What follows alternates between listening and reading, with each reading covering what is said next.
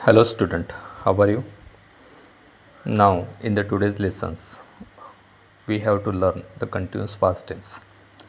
आजच्या तासिकेमध्ये आपल्याला continuous past tense म्हणजे चालू भूतकाळ बघायचा आहे. एखादी घटना आपल्या बोलत्या समय भूतकाळामध्ये चालू असेल किंवा चालू होती हे दाखवण्यासाठी आपल्याला कंटिन्युअस टेन्स वापरायचा आहे.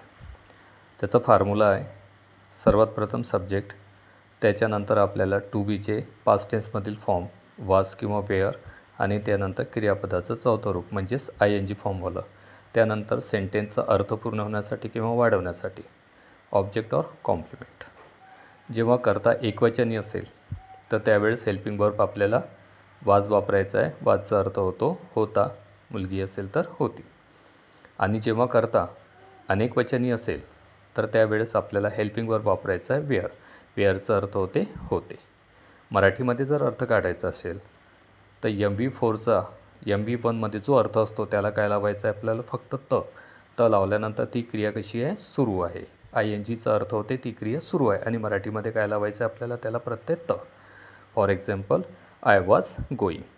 आय म्हणजे मी, वाज म्हणजे होता किंवा होती, मी बरोबर आहे. आणि गोचा अर्थ होते जा, तर त्या ING लावल्यामुळे त्याचा अर्थ काय झाला, जात. मी जात होतो.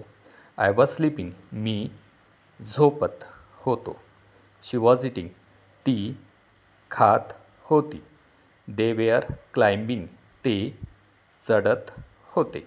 तर अशा प्रकारे आपणास कंटिन्युअस टेन्समध्ये वाक्यांचा अर्थ लावायचा आहे आणि भरपूर असे वाक्य बनवायचे आहेत.